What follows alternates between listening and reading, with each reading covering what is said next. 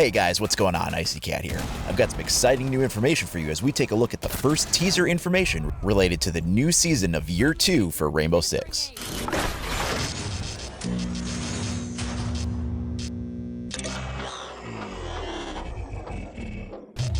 This image was posted today on the social media accounts on Facebook and Twitter for Rainbow Six. This is a first look teaser image for what the new season will be about. Now, before we break down the image itself, let's take a look at the captioning right above the image there.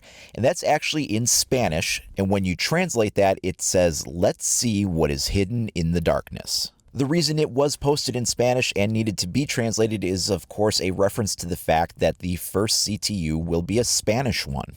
So let's take a closer look at the image overall. We have what looks to be a tile floor on the bottom of a swimming pool. You can see the definite distortion that the light takes as it refracts through the waves in the water. There's also some air bubbles on both sides of the image. You can see those here and again over on the other side here. Up at the top of the image, you will see on both sides a variety of pistol bullet casings that have fallen down into the water and settled at the bottom of the pool. And of course, a wicked trail of blood coming from the center of that brighter light up at the top. Front and center on the image is, of course, the new logo for the upcoming season. We can see at the bottom it has a single star, so it doesn't look like this will be referenced as Season 5, rather Year 2, Season 1.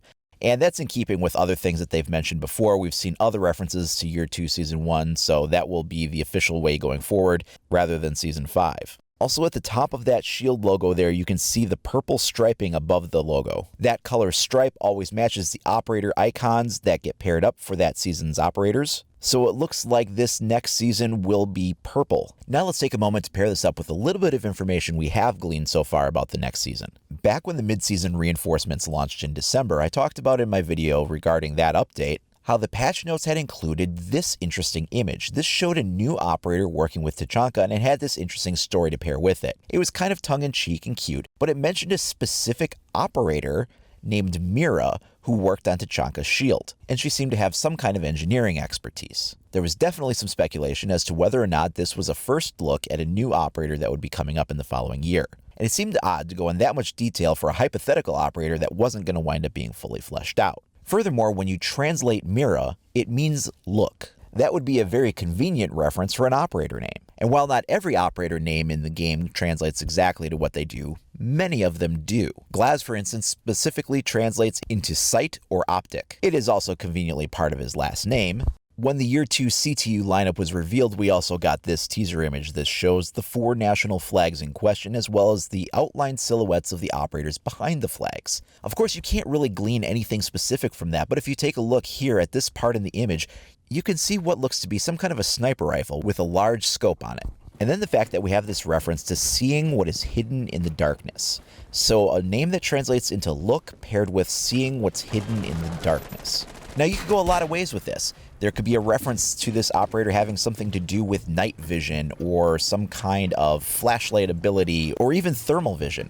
We don't know the exact designation of the Spanish CTU. However, one of the more probable ones would be the GEO. They're a Special Operations Division of the Spanish National Police Corps, and they specialize in counterterrorism all throughout Europe. Now, it's possible that it could be something else. I think this is a pretty likely guess for what the CTU is.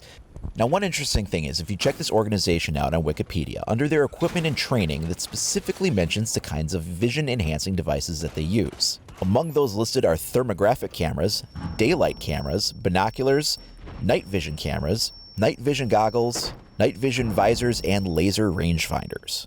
Many of these equipment types could conveniently pair up with an operator whose name translates into look with the reference that will be seeing what's hidden in the darkness. So let's break this down even a little further. We know that night vision is probably unlikely. There's not really any strong need for night vision in the game. It's set up in such a way that you don't have any truly dark areas. Even at night, the insides are very well lit up, and in the daytime when you look inside, it is very dark in there, but night vision when used in daylight is pretty much useless. You'd have to be right on top of the window threshold or a door threshold, at which point you're only one step away from going into the room where you will then be able to see normally. So that would be a really limited use. And while that's possible, I think it's really unlikely.